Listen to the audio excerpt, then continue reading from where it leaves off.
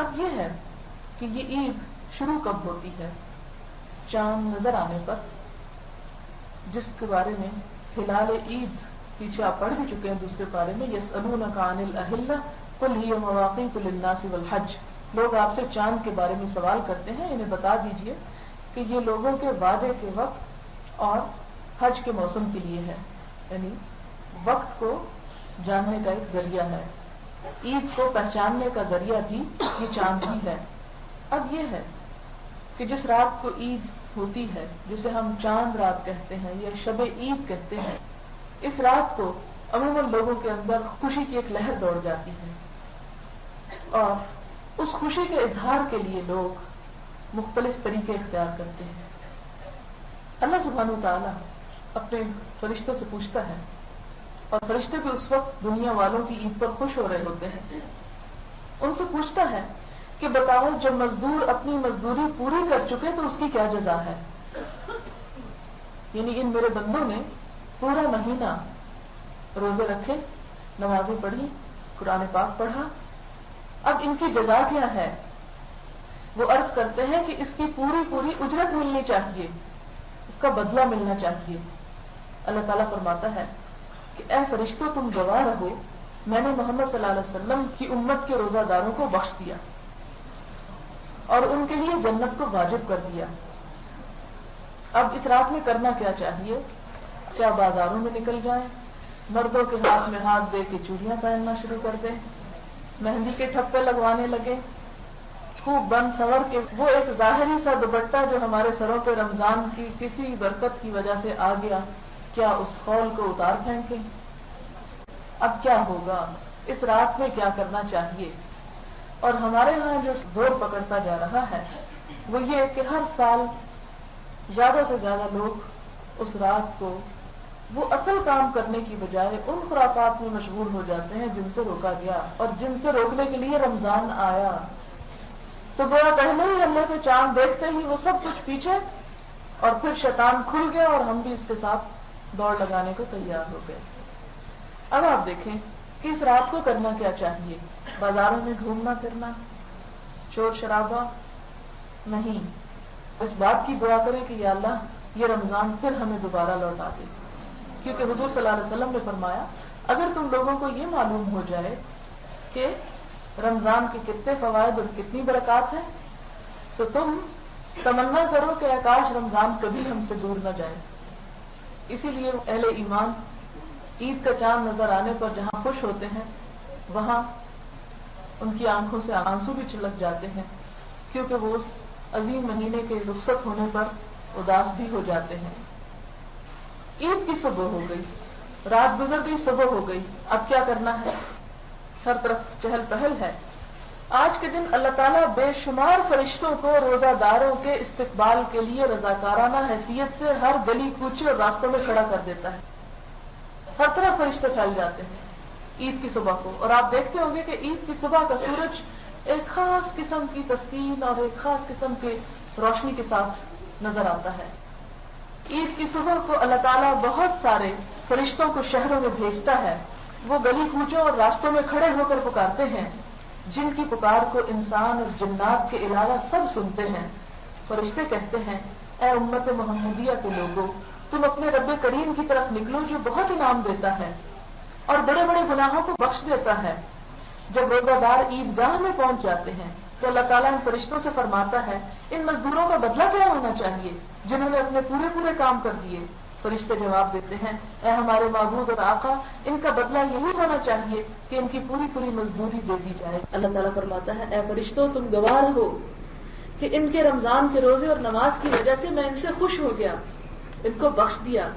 اللہ تعالیٰ فرماتا ہے اے میرے بندو تم مجھ سے مانگو، میں اپنی عزت اور جلال کی قسم کھا کر کہتا ہوں کہ اس اجتماع میں دنیا اور آخرت کی جو کچھ بھلائی مجھ سے مانگو گے وہ میں دوں گا اور تمہارا خصوصی خیال رکھوں گا. اور جب تک تم مجھ سے خوف کھاتے رہو گے میں تمہاری خطاؤں اور لغزشوں سے درگزر کرتا رہوں گا. اور مجھے اپنی عزت و بزرگی کی قسم کہ نہ تمہیں ذلیل اور رسوا کروں گا اور نہ مجرمین کے سامنے تمہاری فضیحت کروں گا. تم سب کو میں نے معاف کر دیا، تم نے مجھے راضی کرنا چاہا تو میں تم سے راضی ہو گیا. یہ انعام اور بخشش سن کر فرشتے خوشیاں مناتے ہیں کہ وقت اٹھتے ہی نماز فجر کے بعد مسنون یہ ہے کہ غسل کریں، نہائیں. لیکن اگر ایسا موقع نہ ہو، کسی بیماری یا مجبوری کی وجہ سے کوئی نہ نہا سکے، تو بہرحال سورج نکلنے کے ساتھ ہی تکبیریں کہنا شروع کر دیں، خواہ آپ گھر میں ہوں خواہ کہیں بھی ہوں. تکبیریں کیا ہیں؟ اللہ اکبر اللہ اکبر اللہ اکبر کبیرہ. ایک تکبیر یہ ہے اللہ اکبر اللہ اکبر اللہ اکبر کبیرہ، 3 دفعہ اللہ اکبر کر کے 4تھی دفعہ کبیرہ کہہ دینا ہے. یہ بخاری کی روایت ہے. یا دوسرا طریقہ یہ ہے اللہ اکبر لا الہ الا اللہ واللہ اکبر وللہ الحمد. یہ چلتے پھرتے اٹھتے بیٹھتے یہ تکبیریں خوب پڑھیں. پھر اس کے بعد یہ کہ اچھے کپڑے پہنیں. عید کے دن اچھے کپڑے پہننا ثواب کا کام ہے. خوشبو لگائیں. خواتین کے لیے وہ خوشبو اچھی ہے جس کا رنگ ہو مگر خوشبو تیز نہ ہو، اس لیے کہ حضور صلی اللہ علیہ وسلم نے بڑی شدت کے ساتھ منع کیا ہے اور اتنی سخت الفاظ فرمائے کہ جو عورت اس طرح خوشبو لگا کر باہر نکلے کہ جس کی خوشبو مردوں تک پہنچے، اس کی فرض نماز گھر آ کر اس وقت تک ادا نہیں ہوگی جب تک وہ غسل نہ کر لے. یعنی اتنی شدید قسم کے الفاظ ہیں. تو یہ ہے کہ عیدگاہ میں ضرور جائیں، لیکن ایسا میک اپ اور ایسی خوشبو لگا کر نہیں کہ جس سے دوسرے نمازیوں کے اور ایسے لوگوں کے جو سارا مہینہ تقویٰ حاصل کرنے کی فکر میں رہے، اس وقت ان کا تقویٰ ڈھیر کر دیا جائے. پھر اسی طرح جہاں عورتوں کے لیے سونا اور ریشم جو ہے وہ جائز ہے، وہاں مردوں پر منع ہے. حضور صلی اللہ علیہ وسلم نے فرمایا ریشم اور سونا پہننے والے مردوں پر جنت کی نعمتیں اللہ تعالی حرام کر دیتا ہے اور جہنم کی بھڑکتی ہوئی آگ میں رسوا اور ذلیل کر کے داخل کرے گا. ان کو سخت ترین عذاب ہوگا. ان پر اللہ کی رحمتیں نازل نہیں ہوتی اور ممکن ہے کہ دنیا میں بھی اللہ تعالیٰ ان کی صورتیں بدل دے. اس دن گھر سے نکلنے سے پہلے کیا کریں؟ میٹھا کھا کر نکلے. اس میں حضور صلی اللہ علیہ وسلم کا طریقہ کار تھا، کھجوریں کھایا کرتے تھے. یعنی بعض اوقات خواتین میٹھے پکانے میں اتنی دیر لگا دیتی ہیں کہ وہ عید کے لیے نہیں نکل سکتی، یا گھر والے مرد جو ہیں عید پر نکل جاتے ہیں اور وہ کچھ بھی کھا کے نہیں جاتے، انہیں بھوکا بھیج دیتے ہیں. تو اس کا بہترین حل یہ ہے کہ آپ پیچھے سے بے شک گھنٹوں پکاتی رہیں، لیکن کھجوریں جو ہیں رمضان میں ہر گھر میں موجود ہوتی ہیں، وہی کھجوریں طاق تعداد میں 1 3 5 7 حضور صلی اللہ علیہ وسلم 7 تک کھجوریں کھا کر نکلا کرتے تھے. پھر اسی طرح کہ عیدگاہ کو پیدل جانا زیادہ بہتر ہے، لیکن اگر قریب نہ ہو تو سواری پر جانا بھی منع نہیں ہے. صرف مرد نہیں بلکہ عورتیں بھی عید پڑھنے کے لیے نکلیں. بخاری اور مسلم کی روایت ہے کہ آپ صلی اللہ علیہ وسلم نے فرمایا کہ اگر عورت کے پاس چادر وغیرہ نہ ہو تو دوسری عورت کے چادر میں چھپ کر چلی جائے، لیکن جائے ضرور. اسی طرح آپ نے فرمایا کہ جن عورتوں کو نماز نہیں پڑھنا، یعنی مینسز وغیرہ کوئی مسئلہ ہے، کوئی نفاس ہے، تو وہ بھی نکلیں. اس پر صحابہ کرام نے حیرت کا اظہار کیا، وہ کیوں نکلے؟ آپ نے فرمایا ہاں وہ نکلیں، مسلمانوں کی قوت کو دیکھیں اور دعا میں شریک ہوں، اس لیے کہ اس دن کی دعائیں رد نہیں ہوتی. لہذا جو کچھ پکانا ہو رات کو کپڑے تیار کر کے سب کچھ رکھ چھوڑیں اور صبح جلد از جلد نکلنے کی کوشش کریں. بچوں کو بھی لے کر نکلیں. پھر آگے دیکھیں، عید کی نماز ہے وہ عیدگاہ میں ادا ہونی چاہیے، مسجدوں میں نہیں. عموماً ہمارے ہاں یہ فیشن بن گیا کہ ہر مسجد میں چند لوگ کھڑے ہو جاتے ہیں اور عید پڑھنا شروع کر دیتے ہیں. یہ طریقہ کار درست نہیں ہے. کھلے میدان میں بڑی جگہ پر نماز پڑھنی چاہیے. پھر اسی طرح یہ کہ وہاں پر جا کر خطبہ سننا جو ہے وہ انتہائی ضروری ہے. خطبے کے دوران بالکل بات نہیں کرنی چاہیے، حتیٰ کہ حضور صلی اللہ علیہ وسلم نے فرمایا کہ اگر خطبے کے دوران تم اپنے بھائی کو یہ کہو گے کہ چپ کرو تو یہ بھی تم نے لغو بات کی. دوسرے کو چپ کرانے کے لیے بھی نہیں بولنا چاہیے. اور ہمارے ہاں لوگ عید ملنا شروع ہو جاتے ہیں، مبارکیں دینے شروع ہو جاتے ہیں، آنکھیں بچاتے سر جھکاتے بندہ کسی گوشے میں گھس ہی جائے تو بھی بڑی مشکل ہو جاتی ہے کہ کس طرح اپنے اس دھرم کو، ایمان کو قائم رکھے یہاں کہ ہر طرف جہالت کا دور دورہ، لوگوں کو پتہ ہی نہیں کہ اس وقت کرنا کیا ہے.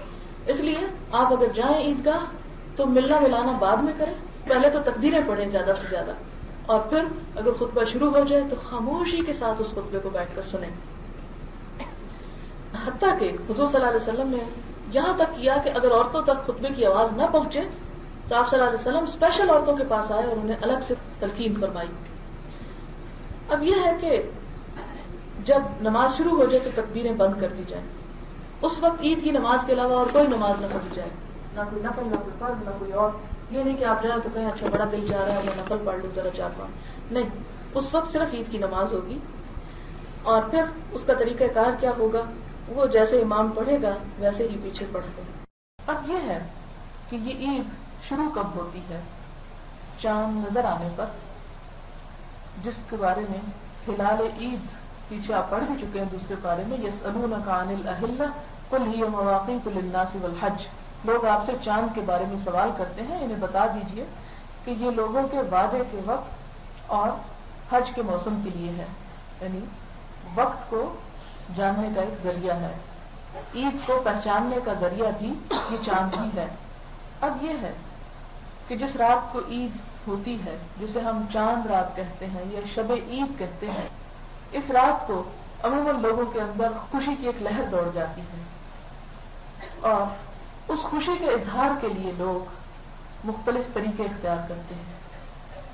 اللہ سبحانہ وتعالی اپنے فرشتوں سے پوچھتا ہے، اور فرشتے بھی اس وقت دنیا والوں کی عید پر خوش ہو رہے ہوتے ہیں، ان سے پوچھتا ہے کہ بتاؤ جب مزدور اپنی مزدوری پوری کر چکے تو اس کی کیا جزا ہے؟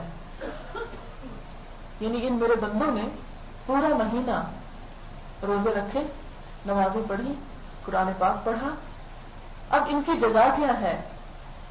وہ عرض کرتے ہیں کہ اس کی پوری اجرت ملنی چاہیے، اس کا بدلہ ملنا چاہیے.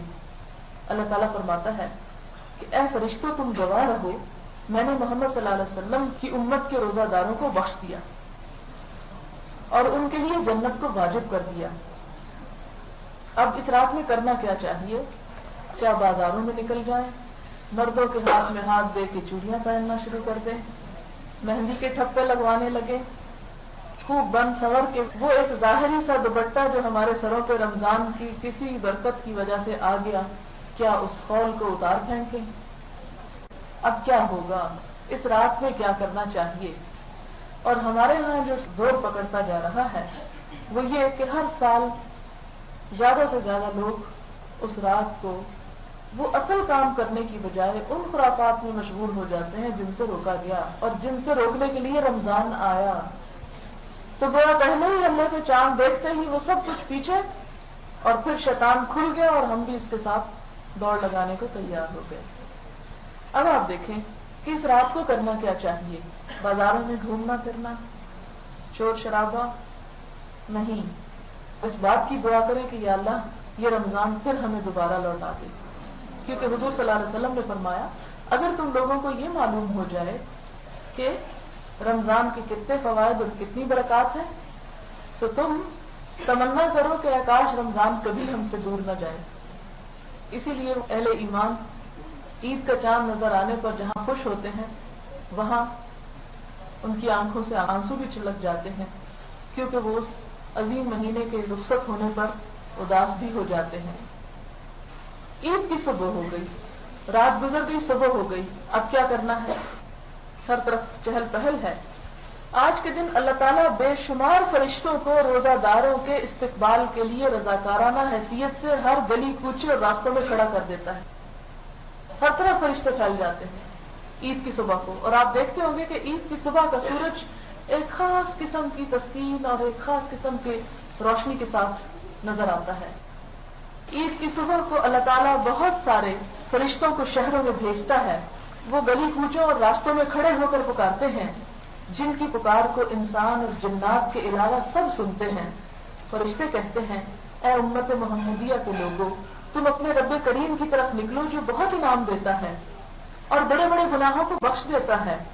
جب روزہ دار عید گاہ میں پہنچ جاتے ہیں تو اللہ تعالیٰ ان فرشتوں سے فرماتا ہے ان مزدوروں کا بدلہ کیا ہونا چاہیے جنہوں نے اپنے پورے کام کر دیے. فرشتے جواب دیتے ہیں اے ہمارے معبود اور آقا، ان کا بدلہ یہی ہونا چاہیے کہ ان کی پوری مزدوری دے دی جائے. اللہ تعالیٰ فرماتا ہے اے فرشتوں تم گواہ رہو کہ ان کے رمضان کے روزے اور نماز کی وجہ سے میں ان سے خوش ہو گیا، ان کو بخش دیا. اللہ تعالیٰ فرماتا ہے اے میرے بندو تم مجھ سے مانگو، میں اپنی عزت اور جلال کی قسم کھا کر کہتا ہوں کہ اس اجتماع میں دنیا اور آخرت کی جو کچھ بھلائی مجھ سے مانگو گے وہ میں دوں گا اور تمہارا خصوصی خیال رکھوں گا. اور جب تک تم مجھ سے خوف کھاتے رہو گے میں تمہاری خطاؤں اور لغزشوں سے درگزر کرتا رہوں گا. اور مجھے اپنی عزت و بزرگی کی قسم کہ نہ تمہیں ذلیل اور رسوا کروں گا اور نہ مجرمین کے سامنے تمہاری فضیحت کروں گا. تم سب کو میں نے معاف کر دیا، تم نے مجھے راضی کرنا چاہا تو میں تم سے راضی ہو گیا. یہ انعام اور بخشش سن کر فرشتے خوشیاں مناتے ہیں. وقت اٹھتے ہی نماز فجر کے بعد مسنون یہ ہے کہ غسل کریں، نہائیں، لیکن اگر ایسا موقع نہ ہو، کسی بیماری یا مجبوری کی وجہ سے کوئی نہ نہا سکے، تو بہرحال سورج نکلنے کے ساتھ ہی تکبیریں کہنا شروع کر دیں، خواہ آپ گھر میں ہوں خواہ کہیں بھی ہوں۔ تکبیریں کیا ہیں؟ اللہ اکبر اللہ اکبر اللہ اکبر کبیرہ، ایک تکبیر یہ ہے اللہ اکبر اللہ اکبر اللہ اکبر کبیرہ، 3 دفعہ اللہ اکبر کر کے 4تھی دفعہ کبیرہ کہہ دینا ہے، یہ بخاری کی روایت ہے۔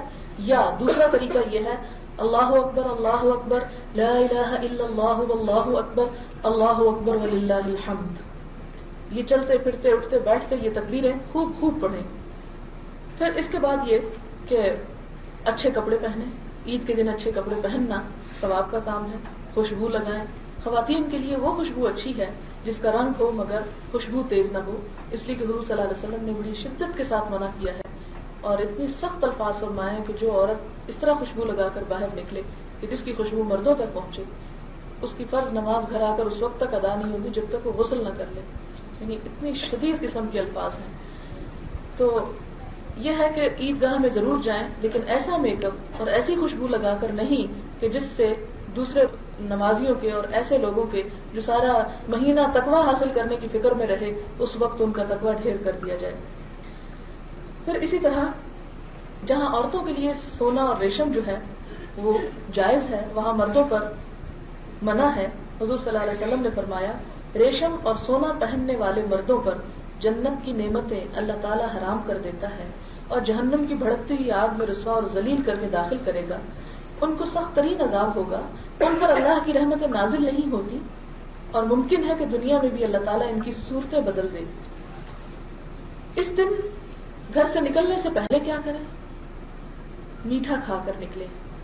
اس میں حضور صلی اللہ علیہ وسلم کا طریقہ کار تھا، کھجوریں کھایا کرتے تھے، یعنی بعض اوقات خواتین میٹھے پکانے میں اتنی دیر لگا دیتی ہیں کہ وہ عید کے لیے نہیں نکل سکتی، یا گھر والے مرد جو ہیں عید پر نکل جاتے ہیں اور وہ کچھ بھی کھا کے نہیں جاتے، انہیں بھوکا بھیج دیتے ہیں۔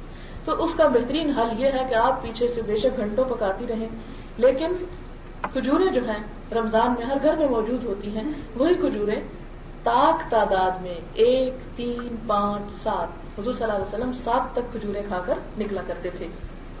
پھر اسی طرح کہ عیدگاہ کو پیدل جانا زیادہ بہتر ہے، لیکن اگر قریب نہ ہو تو سواری پر جانا بھی منع نہیں ہے۔ صرف مرد نہیں بلکہ عورتیں بھی عید پڑھنے کے لیے نکلیں۔ بخاری اور مسلم کی روایت ہے کہ آپ صلی اللہ علیہ وسلم نے فرمایا کہ اگر عورت کے پاس چادر وغیرہ نہ ہو تو دوسری عورت کے چادر میں چھپ کر چلی جائے، لیکن جائے ضرور۔ اسی طرح آپ نے فرمایا کہ جن عورتوں کو نماز نہیں پڑھنا، یعنی مینسز وغیرہ کوئی مسئلہ ہے، کوئی نفاس ہے، تو وہ بھی نکلیں۔ اس پر صحابہ کرام نے حیرت کا اظہار کیا، وہ کیوں نکلے؟ آپ نے فرمایا ہاں وہ نکلیں، مسلمانوں کی قوت کو دیکھیں اور دعا میں شریک ہوں، اس لیے کہ اس دن کی دعائیں رد نہیں ہوتی۔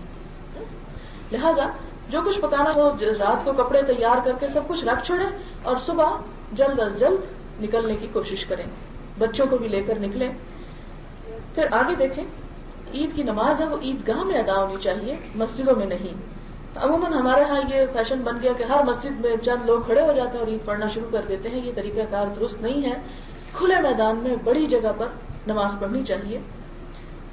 پھر اسی طرح یہ کہ وہاں پر جا کر خطبہ سننا جو ہے وہ انتہائی ضروری ہے۔ خطبے کے دوران بالکل بات نہیں کرنی چاہیے، حتیٰ کہ حضور صلی اللہ علیہ وسلم نے فرمایا کہ اگر خطبے کے دوران تم اپنے بھائی کو یہ کہو گے کہ چپ کرو تو یہ بھی تم نے لغو بات کی۔ دوسرے کو چپ کرانے کے لیے بھی نہیں بولنا چاہیے۔ اور ہمارے ہاں لوگ عید ملنا شروع ہو جاتے ہیں، مبارکیں دینے شروع ہو جاتے ہیں، آنکھیں بچاتے سر جھکاتے بندہ کسی گوشے میں گھس ہی جائے تو بھی بڑی مشکل ہو جاتی ہے کہ کس طرح اپنے اس دھرم کو، ایمان کو قائم رکھے یہاں کہ ہر طرف جہالت کا دور دورہ ہے، لوگوں کو پتہ ہی نہیں کہ اس وقت کرنا کیا ہے۔ اس لیے آپ اگر جائیں عیدگاہ تو ملنا ملانا بعد میں کریں، پہلے تو تکبیریں پڑھیں زیادہ سے زیادہ، اور پھر اگر خطبہ شروع ہو جائے تو خاموشی کے ساتھ اس خطبے کو بیٹھ کر سنیں۔ حتیٰ کہ حضور صلی اللہ علیہ وسلم نے یہاں تک کیا کہ اگر عورتوں تک خطبے کی آواز نہ پہنچے تو آپ صلی اللہ علیہ وسلم اسپیشل عورتوں کے پاس آئے اور انہیں الگ سے تلقین فرمائی۔ اب یہ ہے کہ جب نماز شروع ہو جائے تو تکبیریں بند کر دی جائیں، اس وقت عید کی نماز کے علاوہ اور کوئی نماز نہ پڑھی جائے، نہ کوئی نفل، نہ کوئی فرض، نہ کوئی اور۔ یہ نہیں کہ آپ جائیں تو کہیں اچھا بڑا دل چاہ رہا ہے میں نفل پڑھ لوں ذرا 4-5، نہیں، اس وقت صرف عید کی نماز ہوگی۔ اور پھر اس کا طریقہ کار کیا ہوگا، وہ جیسے امام پڑھے گا ویسے ہی پیچھے پڑھ گا۔ اب یہ ہے کہ یہ عید شروع کب ہوتی ہے، چاند نظر آنے پر، جس کے بارے میں ہلال عید پیچھے آپ پڑھ بھی چکے ہیں دوسرے پارے میں، یسألونک عن الأہلہ قل ہی مواقیت للناس والحج، لوگ آپ سے چاند کے بارے میں سوال کرتے ہیں، انہیں بتا دیجئے کہ یہ لوگوں کے وعدے کے وقت اور حج کے موسم کے لیے ہے، یعنی وقت کو جاننے کا ایک ذریعہ ہے، عید کو پہچاننے کا ذریعہ بھی یہ چاند ہی ہے۔ اب یہ ہے کہ جس رات کو عید ہوتی ہے، جسے ہم چاند رات کہتے ہیں یا شب عید کہتے ہیں، اس رات کو عموماً لوگوں کے اندر خوشی کی ایک لہر دوڑ جاتی ہے، اور اس خوشی کے اظہار کے لیے لوگ مختلف طریقے اختیار کرتے ہیں۔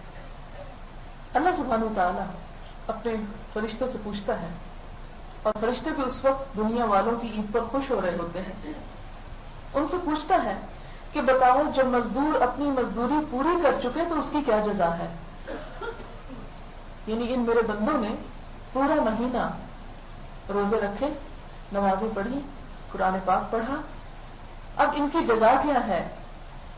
وہ عرض کرتے ہیں کہ اس کی پوری پوری اجرت ملنی چاہیے، اس کا بدلہ ملنا چاہیے۔ اللہ تعالیٰ فرماتا ہے کہ اے فرشتوں تم گواہ رہو، میں نے محمد صلی اللہ علیہ وسلم کی امت کے روزہ داروں کو بخش دیا اور ان کے لیے جنت کو واجب کر دیا۔ اب اس رات میں کرنا کیا چاہیے؟ کیا بازاروں میں نکل جائیں، مردوں کے ہاتھ میں ہاتھ دے کے چوڑیاں پہننا شروع کر دیں، مہندی کے ٹھپے لگوانے لگے، خوب بن سنور کے وہ ایک ظاہری سا دوپٹہ جو ہمارے سروں پہ رمضان کی کسی برکت کی وجہ سے آ گیا، کیا اس خول کو اتار پھینکیں؟ اب کیا ہوگا؟ اس رات میں کیا کرنا چاہیے؟ اور ہمارے ہاں جو زور پکڑتا جا رہا ہے وہ یہ کہ ہر سال زیادہ سے زیادہ لوگ اس رات کو وہ اصل کام کرنے کی بجائے ان خرافات میں مشغول ہو جاتے ہیں جن سے روکا گیا، اور جن سے روکنے کے لیے رمضان آیا۔ تو گویا پہلے ہی اللہ کے چاند دیکھتے ہی وہ سب کچھ پیچھے، اور پھر شیطان کھل گیا اور ہم بھی اس کے ساتھ دوڑ لگانے کو تیار ہو گئے۔ اب آپ دیکھیں کہ اس رات کو کرنا کیا چاہیے؟ بازاروں میں گھومنا پھرنا، شور شرابہ نہیں، اس بات کی دعا کریں کہ یا اللہ یہ رمضان پھر ہمیں دوبارہ لوٹا دے، کیونکہ حضور صلی اللہ علیہ وسلم نے فرمایا اگر تم لوگوں کو یہ معلوم ہو جائے کہ رمضان کے کتنے فوائد اور کتنی برکات ہیں تو تم تمنا کرو کہ کاش رمضان کبھی ہم سے دور نہ جائے۔ اسی لیے اہل ایمان عید کا چاند نظر آنے پر جہاں خوش ہوتے ہیں وہاں ان کی آنکھوں سے آنسو بھی چھلک جاتے ہیں، کیونکہ وہ اس عظیم مہینے کے رخصت ہونے پر اداس بھی ہو جاتے ہیں۔ عید کی صبح ہو گئی، رات گزر گئی، صبح ہو گئی، اب کیا کرنا ہے؟ ہر طرف چہل پہل ہے۔ آج کے دن اللہ تعالیٰ بے شمار فرشتوں کو روزہ داروں کے استقبال کے لیے رضاکارانہ حیثیت سے ہر گلی کوچے اور راستوں میں کھڑا کر دیتا ہے۔ ہر طرف فرشتے پھیل جاتے ہیں عید کی صبح کو، اور آپ دیکھتے ہوں گے کہ عید کی صبح کا سورج ایک خاص قسم کی تسکین اور ایک خاص قسم کے روشنی کے ساتھ نظر آتا ہے۔ عید کی صبح کو اللہ تعالیٰ بہت سارے فرشتوں کو شہروں میں بھیجتا ہے، وہ گلی کوچوں اور راستوں میں کھڑے ہو کر پکارتے ہیں، جن کی پکار کو انسان اور جنات کے علاوہ سب سنتے ہیں۔ فرشتے کہتے ہیں اے امت محمدیہ کے لوگوں، تم اپنے رب کریم کی طرف نکلو جو بہت انعام دیتا ہے اور بڑے بڑے گناہوں کو بخش دیتا ہے۔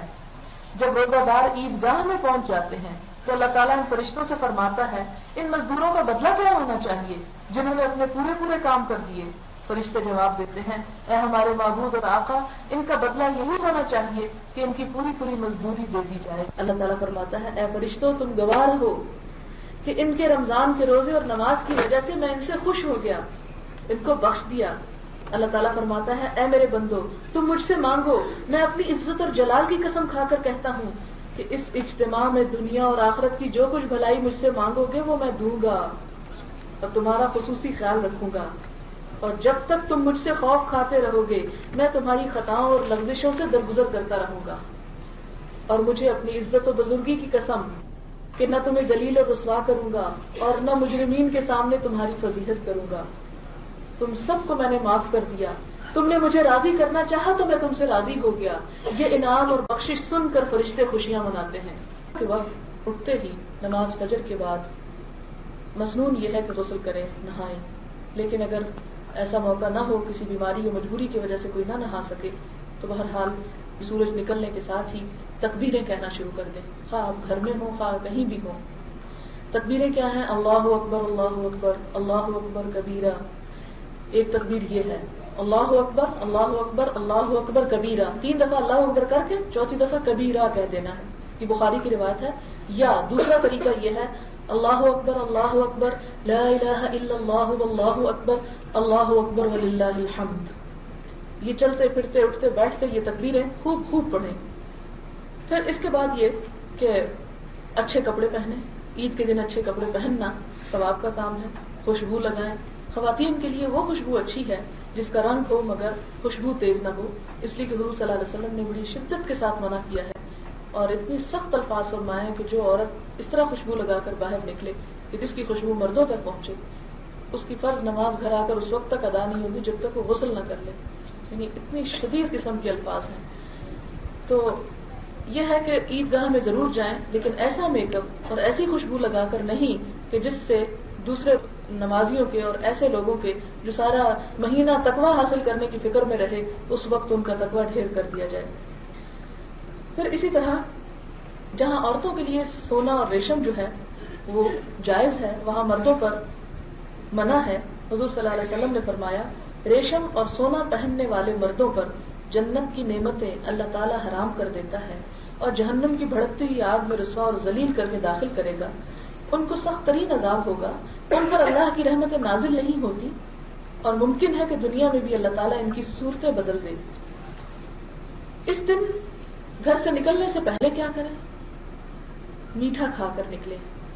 اس میں حضور صلی اللہ علیہ وسلم کا طریقہ کار تھا، کھجوریں کھایا کرتے تھے، یعنی بعض اوقات خواتین میٹھے پکانے میں اتنی دیر لگا دیتی ہیں کہ وہ عید کے لیے نہیں نکل سکتی، یا گھر والے مرد جو ہیں عید پر نکل جاتے ہیں اور وہ کچھ بھی کھا کے نہیں جاتے، انہیں بھوکا بھیج دیتے ہیں۔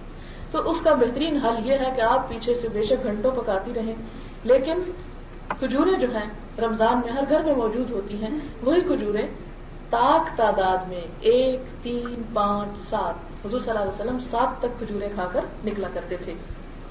پھر اسی طرح کہ عیدگاہ کو پیدل جانا زیادہ بہتر ہے، لیکن اگر قریب نہ ہو تو سواری پر جانا بھی منع نہیں ہے۔ صرف مرد نہیں بلکہ عورتیں بھی عید پڑھنے کے لیے نکلیں۔ بخاری اور مسلم کی روایت ہے کہ آپ صلی اللہ علیہ وسلم نے فرمایا کہ اگر عورت کے پاس چادر وغیرہ نہ ہو تو دوسری عورت کے چادر میں چھپ کر چلی جائے، لیکن جائے ضرور۔ اسی طرح آپ نے فرمایا کہ جن عورتوں کو نماز نہیں پڑھنا، یعنی مینسز وغیرہ کوئی مسئلہ ہے، کوئی نفاس ہے، تو وہ بھی نکلیں۔ اس پر صحابہ کرام نے حیرت کا اظہار کیا، وہ کیوں نکلے؟ آپ نے فرمایا ہاں وہ نکلیں، مسلمانوں کی قوت کو دیکھیں اور دعا میں شریک ہوں، اس لیے کہ اس دن کی دعائیں رد نہیں ہوتی۔ لہذا جو کچھ پکانا ہو رات کو کپڑے تیار کر کے سب کچھ رکھ چھوڑیں اور صبح جلد از جلد نکلنے کی کوشش کریں، بچوں کو بھی لے کر نکلیں۔ پھر آگے دیکھیں، عید کی نماز ہے وہ عیدگاہ میں ادا ہونی چاہیے، مسجدوں میں نہیں۔ عموماً ہمارے ہاں یہ فیشن بن گیا کہ ہر مسجد میں چند لوگ کھڑے ہو جاتے ہیں اور عید پڑھنا شروع کر دیتے ہیں، یہ طریقہ کار درست نہیں ہے۔ کھلے میدان میں بڑی جگہ پر نماز پڑھنی چاہیے۔ پھر اسی طرح یہ کہ وہاں پر جا کر خطبہ سننا جو ہے وہ انتہائی ضروری ہے۔ خطبے کے دوران بالکل بات نہیں کرنی چاہیے، حتیٰ کہ حضور صلی اللہ علیہ وسلم نے فرمایا کہ اگر خطبے کے دوران تم اپنے بھائی کو یہ کہو گے کہ چپ کرو تو یہ بھی تم نے لغو بات کی۔ دوسرے کو چپ کرانے کے لیے بھی نہیں بولنا چاہیے۔ اور ہمارے ہاں لوگ عید ملنا شروع ہو جاتے ہیں، مبارکیں دینے شروع ہو جاتے ہیں، آنکھیں بچاتے سر جھکاتے بندہ کسی گوشے میں گھس ہی جائے تو بھی بڑی مشکل ہو جاتی ہے کہ کس طرح اپنے اس دھرم کو، ایمان کو قائم رکھے یہاں کہ ہر طرف جہالت کا دور دورہ ہے، لوگوں کو پتہ ہی نہیں کہ اس وقت کرنا کیا ہے۔ اس لیے آپ اگر جائیں عیدگاہ تو ملنا ملانا بعد میں کریں، پہلے تو تکبیریں پڑھیں زیادہ سے زیادہ، اور پھر اگر خطبہ شروع ہو جائے تو خاموشی کے ساتھ اس خطبے کو بیٹھ کر سنیں۔ حتیٰ کہ حضور صلی اللہ علیہ وسلم نے یہاں تک کیا کہ اگر عورتوں تک خطبے کی آواز نہ پہنچے تو آپ صلی اللہ علیہ وسلم اسپیشل عورتوں کے پاس آئے اور انہیں الگ سے تلقین فرمائی۔ اب یہ ہے کہ جب نماز شروع ہو جائے تو تکبیریں بند کر دی جائیں، اس وقت عید کی نماز کے علاوہ اور کوئی نماز نہ پڑھی جائے، نہ کوئی نفل، نہ کوئی فرض، نہ کوئی اور۔ یہ نہیں کہ آپ جائیں تو کہیں اچھا بڑا دل چاہ رہا ہے میں نفل پڑھ لوں ذرا 4-5، نہیں، اس وقت صرف عید کی نماز ہوگی۔ اور پھر اس کا طریقہ کار کیا ہوگا، وہ جیسے امام پڑھے گا ویسے ہی پیچھے پڑھ گا۔ اب یہ ہے کہ یہ عید شروع کب ہوتی ہے؟ چاند نظر آنے پر، جس کے بارے میں ہلال عید پیچھے آپ پڑھ بھی چکے ہیں دوسرے پارے میں، یسألونک عن الأہلہ قل ہی مواقیت للناس والحج، لوگ آپ سے چاند کے بارے میں سوال کرتے ہیں، انہیں بتا دیجئے کہ یہ لوگوں کے وعدے کے وقت اور حج کے موسم کے لیے ہے، یعنی وقت کو جاننے کا ایک ذریعہ ہے، عید کو پہچاننے کا ذریعہ بھی یہ چاند ہی ہے۔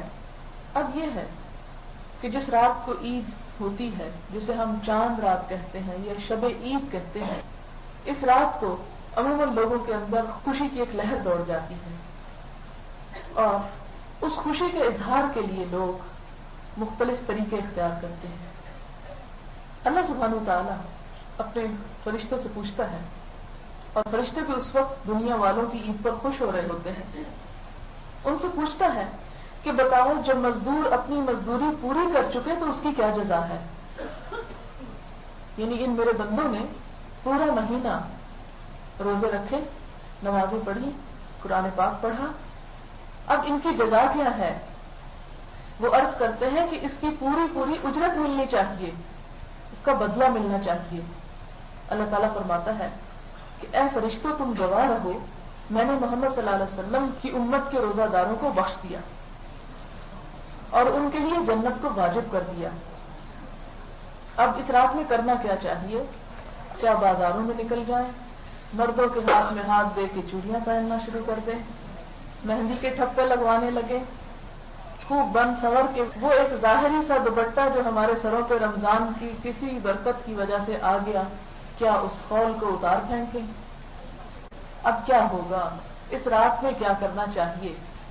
اور ہمارے ہاں جو زور پکڑتا جا رہا ہے وہ یہ کہ ہر سال زیادہ سے زیادہ لوگ اس رات کو وہ اصل کام کرنے کی بجائے ان خرافات میں مشغول ہو جاتے ہیں جن سے روکا گیا، اور جن سے روکنے کے لیے رمضان آیا۔ تو گویا پہلے ہی اللہ کے چاند دیکھتے ہی وہ سب کچھ پیچھے، اور پھر شیطان کھل گیا اور ہم بھی اس کے ساتھ دوڑ لگانے کو تیار ہو گئے۔ اب آپ دیکھیں کہ اس رات کو کرنا کیا چاہیے؟ بازاروں میں گھومنا پھرنا، شور شرابہ نہیں، اس بات کی دعا کریں کہ یا اللہ یہ رمضان پھر ہمیں دوبارہ لوٹا دے، کیونکہ حضور صلی اللہ علیہ وسلم نے فرمایا اگر تم لوگوں کو یہ معلوم ہو جائے کہ رمضان کے کتنے فوائد اور کتنی برکات ہیں تو تم تمنا کرو کہ کاش رمضان کبھی ہم سے دور نہ جائے۔ اسی لیے اہل ایمان عید کا چاند نظر آنے پر جہاں خوش ہوتے ہیں وہاں ان کی آنکھوں سے آنسو بھی چھلک جاتے ہیں، کیونکہ وہ اس عظیم مہینے کے رخصت ہونے پر اداس بھی ہو جاتے ہیں۔ عید کی صبح ہو گئی، رات گزر گئی، صبح ہو گئی، اب کیا کرنا ہے؟ ہر طرف چہل پہل ہے۔ آج کے دن اللہ تعالیٰ بے شمار فرشتوں کو روزہ داروں کے استقبال کے لیے رضاکارانہ حیثیت سے ہر گلی کوچے اور راستوں میں کھڑا کر دیتا ہے، ہر طرف فرشتے پھیل جاتے ہیں عید کی صبح کو، اور آپ دیکھتے ہوں گے کہ عید کی صبح کا سورج ایک خاص قسم کی تسکین اور ایک خاص قسم کے روشنی کے ساتھ نظر آتا ہے۔ عید کی صبح کو اللہ تعالیٰ بہت سارے فرشتوں کو شہروں میں بھیجتا ہے، وہ گلی کوچوں اور راستوں میں کھڑے ہو کر پکارتے ہیں، جن کی پکار کو انسان اور جنات کے علاوہ سب سنتے ہیں۔ فرشتے کہتے ہیں اے امت محمدیہ کے لوگوں، تم اپنے رب کریم کی طرف نکلو جو بہت انعام دیتا ہے اور بڑے بڑے گناہوں کو بخش دیتا ہے۔ جب روزہ دار عیدگاہ میں پہنچ جاتے ہیں تو اللہ تعالیٰ ان فرشتوں سے فرماتا ہے ان مزدوروں کا بدلہ کیا ہونا چاہیے جنہوں نے اپنے پورے پورے کام کر دیے؟ فرشتے جواب دیتے ہیں اے ہمارے معبود اور آقا، ان کا بدلہ یہی ہونا چاہیے کہ ان کی پوری پوری مزدوری دے دی جائے۔ اللہ تعالیٰ فرماتا ہے اے فرشتوں تم گواہ ہو کہ ان کے رمضان کے روزے اور نماز کی وجہ سے میں ان سے خوش ہو گیا، ان کو بخش دیا۔ اللہ تعالیٰ فرماتا ہے اے میرے بندو تم مجھ سے مانگو، میں اپنی عزت اور جلال کی قسم کھا کر کہتا ہوں کہ اس اجتماع میں دنیا اور آخرت کی جو کچھ بھلائی مجھ سے مانگو گے وہ میں دوں گا اور تمہارا خصوصی خیال رکھوں گا، اور جب تک تم مجھ سے خوف کھاتے رہو گے میں تمہاری خطاؤں اور لغزشوں سے درگزر کرتا رہوں گا، اور مجھے اپنی عزت و بزرگی کی قسم کہ نہ تمہیں ذلیل اور رسوا کروں گا اور نہ مجرمین کے سامنے تمہاری فضیحت کروں گا۔ تم سب کو میں نے معاف کر دیا، تم نے مجھے راضی کرنا چاہا تو میں تم سے راضی ہو گیا۔ یہ انعام اور بخشش سن کر فرشتے خوشیاں مناتے ہیں۔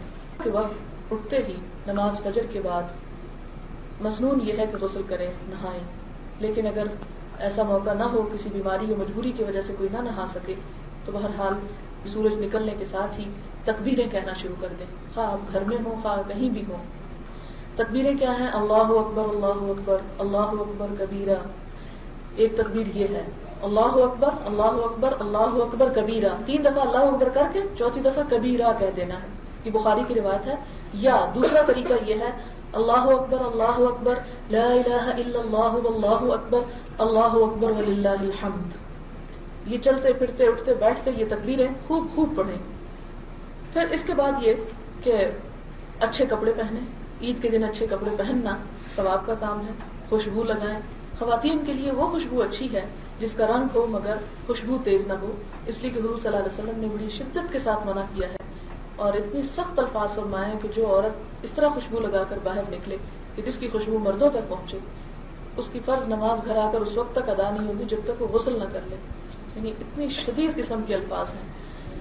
تو یہ ہے کہ عیدگاہ میں ضرور جائیں، لیکن ایسا میک اپ اور ایسی خوشبو لگا کر نہیں کہ جس سے دوسرے نمازیوں کے اور ایسے لوگوں کے جو سارا مہینہ تقویٰ حاصل کرنے کی فکر میں رہے، اس وقت ان کا تقویٰ ڈھیر کر دیا جائے۔ پھر اسی طرح جہاں عورتوں کے لیے سونا اور ریشم جو ہے وہ جائز ہے، وہاں مردوں پر منع ہے۔ حضور صلی اللہ علیہ وسلم نے فرمایا ریشم اور سونا پہننے والے مردوں پر جنت کی نعمتیں اللہ تعالیٰ حرام کر دیتا ہے اور جہنم کی بھڑکتی ہوئی آگ میں رسوا اور ذلیل کر کے داخل کرے گا۔ ان کو سخت ترین عذاب ہوگا، ان پر اللہ کی رحمتیں نازل نہیں ہوتی اور ممکن ہے کہ دنیا میں بھی اللہ تعالیٰ ان کی صورتیں بدل دے۔ اس دن گھر سے نکلنے سے پہلے کیا کریں؟ میٹھا کھا کر نکلے۔ اس میں حضور صلی اللہ علیہ وسلم کا طریقہ کار تھا، کھجوریں کھایا کرتے تھے۔ یعنی بعض اوقات خواتین میٹھے پکانے میں اتنی دیر لگا دیتی ہیں کہ وہ عید کے لیے نہیں نکل سکتی، یا گھر والے مرد جو ہیں عید پر نکل جاتے ہیں اور وہ کچھ بھی کھا کے نہیں جاتے، انہیں بھوکا بھیج دیتے ہیں۔ تو اس کا بہترین حل یہ ہے کہ آپ پیچھے سے بے شک گھنٹوں پکاتی رہیں، لیکن کھجوریں جو ہیں رمضان میں ہر گھر میں موجود ہوتی ہیں، وہی کھجوریں تاک تعداد میں 1 3 5 7 حضور صلی اللہ علیہ وسلم 7 تک کھجوریں کھا کر نکلا کرتے تھے۔ پھر اسی طرح کہ عیدگاہ کو پیدل جانا زیادہ بہتر ہے، لیکن اگر قریب نہ ہو تو سواری پر جانا بھی منع نہیں ہے۔ صرف مرد نہیں بلکہ عورتیں بھی عید پڑھنے کے لیے نکلیں۔ بخاری اور مسلم کی روایت ہے کہ آپ صلی اللہ علیہ وسلم نے فرمایا کہ اگر عورت کے پاس چادر وغیرہ نہ ہو تو دوسری عورت کے چادر میں چھپ کر چلی جائے، لیکن جائے ضرور۔ اسی طرح آپ نے فرمایا کہ جن عورتوں کو نماز نہیں پڑھنا، یعنی مینسز وغیرہ کوئی مسئلہ ہے، کوئی نفاس ہے، تو وہ بھی نکلیں۔ اس پر صحابہ کرام نے حیرت کا اظہار کیا، وہ کیوں نکلے؟ آپ نے فرمایا ہاں وہ نکلیں، مسلمانوں کی قوت کو دیکھیں اور دعا میں شریک ہوں، اس لیے کہ اس دن کی دعائیں رد نہیں ہوتی۔ لہذا جو کچھ پکانا ہو رات کو کپڑے تیار کر کے سب کچھ رکھ چھوڑیں اور صبح جلد از جلد نکلنے کی کوشش کریں، بچوں کو بھی لے کر نکلیں۔ پھر آگے دیکھیں، عید کی نماز ہے وہ عیدگاہ میں ادا ہونی چاہیے، مسجدوں میں نہیں۔ عموماً ہمارے ہاں یہ فیشن بن گیا کہ ہر مسجد میں چند لوگ کھڑے ہو جاتے ہیں اور عید پڑھنا شروع کر دیتے ہیں، یہ طریقہ کار درست نہیں ہے۔ کھلے میدان میں بڑی جگہ پر نماز پڑھنی چاہیے۔ پھر اسی طرح یہ کہ وہاں پر جا کر خطبہ سننا جو ہے وہ انتہائی ضروری ہے۔ خطبے کے دوران بالکل بات نہیں کرنی چاہیے، حتیٰ کہ حضور صلی اللہ علیہ وسلم نے فرمایا کہ اگر خطبے کے دوران تم اپنے بھائی کو یہ کہو گے کہ چپ کرو تو یہ بھی تم نے لغو بات کی۔ دوسرے کو چپ کرانے کے لیے بھی نہیں بولنا چاہیے۔ اور ہمارے ہاں لوگ عید ملنا شروع ہو جاتے ہیں، مبارکیں دینے شروع ہو جاتے ہیں، آنکھیں بچاتے سر جھکاتے بندہ کسی گوشے میں گھس ہی جائے تو بھی بڑی مشکل ہو جاتی ہے کہ کس طرح اپنے اس دھرم کو، ایمان کو قائم رکھے یہاں کہ ہر طرف جہالت کا دور دورہ، لوگوں کو پتہ ہی نہیں کہ اس وقت کرنا کیا ہے۔ اس لیے آپ اگر جائیں عیدگاہ تو ملنا ملانا بعد میں کریں، پہلے تو تکبیریں پڑھیں زیادہ سے زیادہ، اور پھر اگر خطبہ شروع ہو جائے تو خاموشی کے ساتھ اس خطبے کو بیٹھ کر سنیں۔ حتیٰ کہ حضور صلی اللہ علیہ وسلم نے یہاں تک کیا کہ اگر عورتوں تک خطبے کی آواز نہ پہنچے تو آپ صلی اللہ علیہ وسلم اسپیشل عورتوں کے پاس آئے اور انہیں الگ سے تلقین فرمائی۔ اب یہ ہے کہ جب نماز شروع ہو جائے تو تکبیریں بند کر دی جائیں۔ اس وقت عید کی نماز کے علاوہ اور کوئی نماز نہ پڑھی جائے، نہ کوئی نفل، نہ کوئی فرض، نہ کوئی اور۔ یہ نہیں کہ آپ جائیں تو کہیں اچھا بڑا دل چاہ رہا ہے میں نفل پڑھ لوں ذرا 4-5، نہیں، اس وقت صرف عید کی نماز ہوگی۔ اور پھر اس کا طریقہ کار کیا ہوگا، وہ جیسے امام پڑھے گا ویسے ہی پیچھے پڑھ دیں۔